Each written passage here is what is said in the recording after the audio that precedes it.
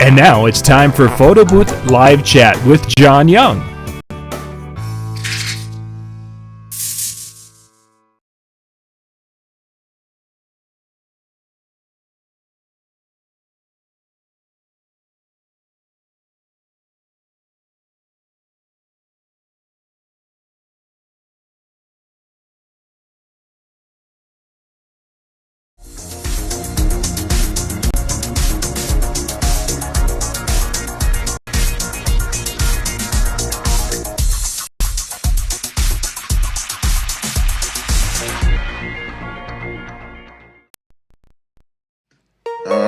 Good evening and welcome to the show tonight. Tonight we're going to be digging into yet another story of someone's journey from the great wonder of the world in the photo booth to a successful photo booth business. David, can we do it? Yes, we can. Excellent. David Cole is with me tonight. Good evening, Dave. Good evening, John. How you doing? I'm doing well. Thanks for jumping on and being with us tonight to share a little bit about. My pleasure. And now it's time for Photo Booth Live Chat with John Young. To being a photo booth operator. First off, for those who don't know too much about you, kind of give us that little elevator speech about who is Dave Cole. Well, Dave Cole is a DJ, mobile DJ entertainer with a photo booth. We added a photo booth to our company last year. We're struggling a little bit. I just jumped into it feet first and said, I'll figure out everything else as I go along. Bad mistake. Make sure you guys have your game plan together for that. And then this year, before COVID-19 hit, we were in the middle of another expansion. Okay. So it just, and that one I had more time to plan out and figure everything out on that one. So, well, let's kind of step back to your very first. What was the you had a DJ company, so you were doing weddings and doing events and such. What got you to the point of kind of thinking that let's look at this photo booth thing? And while you're answering, I'm going to actually restart my camera because I'm seeing that I'm lagging. So okay, go ahead, tell us a little bit about. Actually, talked to some friends of mine. They said they'd been to a few weddings. They had some photo booths there. It was a great thing. People were drawn to it. So from there, I just kind of started looking into them a little bit, going that route, and trying to figure out what kind of photo I wanted, whether I wanted an enclosed one, open air, all that fun stuff. I'd probably say not last year, but the year before, maybe about a year and a half before we actually bought one, was when I started looking into them, because people were just telling me, God, I've been to these weddings. They're so much fun. The scrapbook that they had us doing was so much fun. We could actually cut out our pictures in different shapes to put on there and write little messages. And it was a blast. And we were having so much fun with it. I'm like, heck, this is going to be a no-brainer. Right. Let's do this. But I didn't think about the marketing end of it, the contract end of it, all that other fun stuff. Because when I started a DJ business, I had a guy who was getting out of it and basically just handed me everything. Here's the keys, go. Handed me the contracts, everything. Wouldn't give me any equipment, but handed me the contracts and all the forms. I just kind of tweaked them as I was going. Mm-hmm. So I kind of had to learn a little bit. And actually, with this COVID-19 thing going on, I've actually been researching a lot of marketing right now and redoing a lot of my forms. Yeah. There's a lot of little variables that this has opened our eyes to. Have you, back when you with the DJ thing now, have you ever added an upsell to the DJ business, whether it's lighting or something to that effect, that you were then offering as an upsell? Back with that, I do upsells. For my smaller venues, I've got a very small dry ice. Well, not really dry ice, a regular ice machine that can also use dry ice if I want to do small dancing on the clouds. And then uplighting, if it wasn't part of the package that they bought, something along those lines. I've got a gobo monogram as well for that kind of stuff. So I've got those little added extras and stuff like that to it and that kind of stuff. And first time I took out the photo booth, I actually did it as a, I don't want to say, well, yeah, it was a free upgrade. Mm-hmm. I added it in, playing around with it. I'm like, I want to test this at a wedding. Right. Big hit.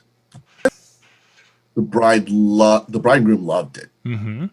Photographers weren't too happy with me that I brought it, but I waited till they were almost, basically it was right about dinner time. It was quick and easy to set up, so getting about dinner time, I went and set it up real quick. I didn't have any props with it, but they didn't care. Mm-hmm. Filters going and other stuff with it, and they had a fun time with it. Nice. So I'm actually thinking about doing a DJ and photo booth package. Mm-hmm. I'm working on that one as well. So that's what you're working on for after we get done with the COVID situation and things get back get back. Yeah. That sounds good. So you started out, you had a little experience with doing, offering some upsells and such. Was your intention with the photo booth, again, before this whole situation, but as you were coming into 2020, was it going to be something that you were just going to be packaging with your services, or did you want to have it as okay, I just sold you the DJ and now here's this additional thing you could buy if you for an additional cost? How were you planning for 2020? Planning for 2020, I was doing the same thing I was doing last year, which was basically just keeping it as an upsell. Okay. Like, it's totally different. Trying to not integrate it in with the DJ packaging and stuff like that. But the more research I've done this year, the more stuff I've done, there are a bunch of DJs out there that actually have been combining it. Sure. As a package. So I'm like, well, you know what? Let's write a package up. Let's see how things go. Let's do things. And then all this COVID-19 thing came down. So I'm like, all right, fine. We'll just start from scratch, redo all our marketing, kind of a little bit, look at the packagings a little better, do everything like that. Right now, I'm really scared about the prop end of it. Mm-hmm. Physical props, how that's going to come into play after everything settles down. Are people going to still want to use them? Are they going to be scared? Even though my game plan is right now to have disinfectant wipes, hand sanitizers. I may even have a can of Lysol that they can spray down if they want to. Mm-hmm. But I'm just a little scared. Yeah. The end of it's going to be like after all this. Yeah. The unknown is really what we're dealing with here when it comes to that kind of stuff. And I've actually read on Facebook a couple today and yesterday that there's a couple other people in some photo booth groups that I'm in that are thinking the same thing. Mm-hmm. How scared? How are people going to want to touch it? Are they not going to want to touch it? I think even some of the social booths where it's just the iPad, are they going to be interested in touching? Because even with the cell phone, there's some spots in which a person is supposed to go and with the Apple Pay and different things that you in essence are waving your phone above the sensor. And at one time, some of the people would like, oh yeah, and they kind of help you with that. And now they're like, oh, you're doing it wrong. You got to do this, and they're trying to explain it to you because they don't want to touch it or you. Well, with my photos, I've always had an attendant there, and the attendant has always let people get ready and set because it's an open air type concept. And then my attendant will actually press the button for the pictures to actually start and stuff like that already. So sure. That end of it, because it's a little ring booth with an iPad in the middle of it and that kind of stuff. So that end of it, I'm not too scared about. It's my physical props. Yeah, especially when they're holding the mustache on a stick and they're holding it up by their face, and then by that time everything should be settled down and it shouldn't be a concern. But yes, there's always that. Yeah, I've been following some of those discussions on the photo booth chats and such, and a lot of people have been concerned about that, and rightfully so. I guess we're into an area which we've never experienced before. No, it's totally mind-blowing. I mean, I don't think we've ever been in a situation like this. No, we haven't. So Dave, you mentioned earlier that you were looking at expanding. You had your one open air type booth, and you were thinking about adding another then, and kind of explain what your thoughts were. Well, actually, we weren't really going to be adding a photo booth. We were going in a totally different direction. Okay. With that, because the photo booth and one of my other loves and passions, we were actually going to be incorporating photography. Oh, okay. Now, I didn't really want to get into wedding photography because I love DJing weddings too much. Sure, I get that. The music's my first passion, but photography is my next passion and everything else like that. And my normal job, I won a $500 gift card from Amazon. So I just went on Amazon, found a nice little Canon package and stuff like that and bought that. And we were going to do just random portraits of families and seniors and things like that to help with income for my slow months. I don't have a lot of DJ gigs coming in. So like your Januaries and your Februaries when people really aren't doing a whole lot. Yeah. And that's usually the downtimes for the DJs anyway. And I'm like, well, let's do something like this. Maybe we can do something like this. And then, you know what? If I don't have a whole lot of gigs in November, Christmas cards for the family. Yeah. Pictures, get the Christmas cards printed, pull them back, send them, those kinds of things. So that was my thinking along those lines, so that to keep that going, and then have some of the props and backdrops cross over. Oh, sure. Yeah, that makes sense. So that's that area of it. The photo booth, if things would work out even better for it, I'd love to add another one to it and then add some more and those kinds of things. I've actually kind of looked at the roaming ones where you actually have it on your hand and you can actually go around and those kinds of things. I've looked at those a little bit just to see if that would be an area where we want to expand in as well, because I was watching a video of somebody else that said DJ and they have their own photo booth company as well, and that they have this. I'm like, that's a really cool idea, isn't it? Yes. Yeah. And then I started looking into them, like, oh wow, those are actually regularly manufactured and stuff like that, because I thought it was just something they did. Found out it's like, no, it's and there's some really neat that concept. I think we saw the first 2 years ago, maybe, whatever it was, but now there's some really cool and impressive and lightweight, which is probably the most important thing for holding out.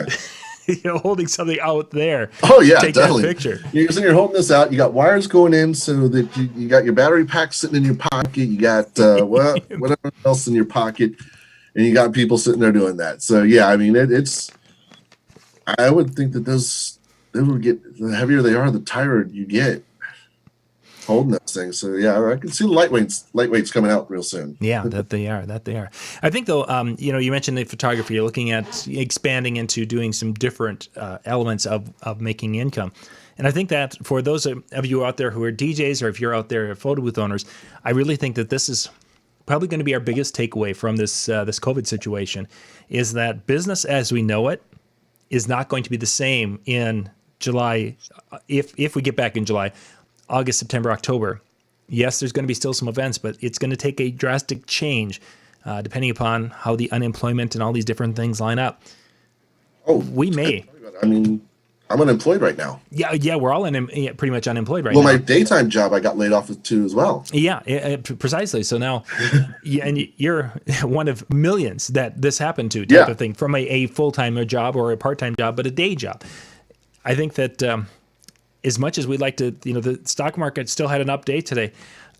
I don't think that's a true judge of what's going to be happening. And, spending time today preparing for a second, generating a second income off something that's maybe semi-related or additional, I think is a great move. And that was actually a video I was thinking about. I was going to do this evening, but I got tied up over there in the warehouse side. I've been organizing and shelves and cabinets and doing different things and things that all those. Tell me about it. I've been doing the same thing. Yeah, all those things on your list. Go downstairs in the basement and start doing some stuff. Have at it, yeah. But it's one of those things that we initially talked because we weren't sure how long this was going to go, and we were thinking that it might be over by the beginning of May, and it would be through the worst of it. And as we're seeing that this is extended and extended and extended. Now it's to the point where we may be looking at maybe booking events in August, maybe. Yeah, I've got 2 weddings, and I've got a wedding in May that hasn't canceled or tried to reschedule. And I've got a wedding in June that hasn't canceled or tried to reschedule yet. Yeah, and both of those, I'll guarantee that they're just not going to happen. Or, they'll be pushed I'm back. going to be shooting the bride an email because the one in May, the bride and groom used to live around me. Then he got transferred to a job out in Missouri. So they're doing a kind of like a reverse destination wedding. Yeah. At home. Mm-hmm. So a lot of my contact with them has been through text and email. Yeah, for sure. I'll be sending them another email just to see what's going on. And the other people, it's here in town. They're just doing it right across the river. It's supposed to be at a big park area, so I got to check that one out. And then I've got one set up in July that hasn't told me what they're doing yet either. Mm-hmm. Because I think everybody's in a wait and see pattern. I think so. We're in a wait and see pattern. But your idea of putting some thought and putting some time into figuring out what you're going to have for additional things, because the DJ revenue and the photo booth revenue won't be what it was, because you're going to have people who had a $10,000 budget or $20,000 budget for their wedding, but they were counting to have their job right up until the week of the wedding. Yeah. And now they haven't had the job, and it isn't the same as having your job. And no. Yeah. I mean, you get a third of what you normally make or something like that, or exactly. So it's really quite low. So yeah, kudos for that. And for those of you watching, if there's one recommendation from tonight, start looking at diversification if you can, so you can survive not only beyond for the rest of 2020, but into the future when things like this potentially could rear their ugly head again. So. Yeah, I mean, I'm thinking I may or may not get any more bookings this year, depending on how things go. Yeah, exactly. We just don't know exactly how things are going to go, and I was talking to someone who is involved within these wedding websites, that not with the big ones, not Wedding Wire, they're not typed that level, but it was one that would generate leads, and they would generate somewhere between 50 and 100 leads for their people a day. They're like, we've gone 10 days without generating a lead.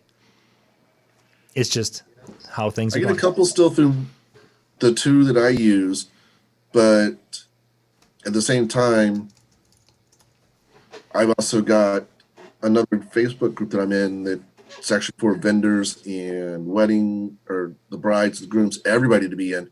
And they're actually doing some kind of webinar tomorrow morning to discuss things. Yeah.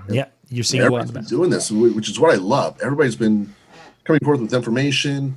This is how we've been planning. This is how we plan for it. This is how we want to do things. Kudos to a lot of the DJs out there that have actually been doing things, and a lot of the photographers out there too. And I haven't seen too much from the photo booth side of it, but it's just so frustrating at times. Mm-hmm. I think it's a combination of potentially frustrating, and it's really become a lonely time for a lot of people. Yeah, I actually got out. It was nice down here in Ohio today. So I mean, I think our high was 60. I actually went outside and did some work in the yard, prepping the space. Yep. I've gone out. I'll finish it tomorrow as well, but I'm running out of things to do right now. Isn't that the truth? And the only thing I got left to do is do the year-end physical inventory that I'm a couple months behind on, but there's all these little things, so we can get those done. So before this, it was all the little things. Someone with the job kept popping up, or something somewhere else doing things. So, but luckily I started it in December, so I've got some of it done already. So just have to finish the rest of it. The best line is last week talking to Ben Still, and he was we were referring to that kind of the honeydew list, and well, my intention was that I was going to go and get the basement, clean the basement or whatever it was, and well, I've admitted to myself that's not going to happen, and then I was going to do this and go clean this whatever. Well, that's not going to. It's like, that's funny because it's true. We're all there, and it's like, yeah, I've always wanted to write that book. Yeah, not gonna write that book. It's just not gonna happen. Yeah, no, I was sitting there, I was out there working on it today, and I'm like, getting the honey-to-do list done, but I'm a single person living in a house with relatives, but still, it's like, yeah, this isn't my honey-to-do list, but guess what? Done. Yeah, you get some of them done, but yeah, it doesn't not everything. So, well, Dave, we're going to wrap things up here. Thank you for being on and kind of sharing a little bit about your story and your experiences and such. And again, I think the big takeaway for is that we're all at different levels when it comes to our photo booth businesses and our entertainment businesses. But I think right now, that looking at that diversification and how you can be setting yourself up to have multiple revenue streams come late summer and fall, I think is probably one of the wisest things that we can recommend for you as we go about today. Oh, yes, definitely. And I would say proper planning with when you jump into something new. Yeah, for sure. Yep, that's an important part because it can run away from you if a person's not putting that planning into it. So, Dave, definitely. Yeah, thank you for being on, Dave, and we will catch you next time. All right, thanks, John. All right, we'll catch you guys at about top of the hour. We'll be back with Dan and myself, and we'll be talking on DJ and TV. We'll catch you then. All right.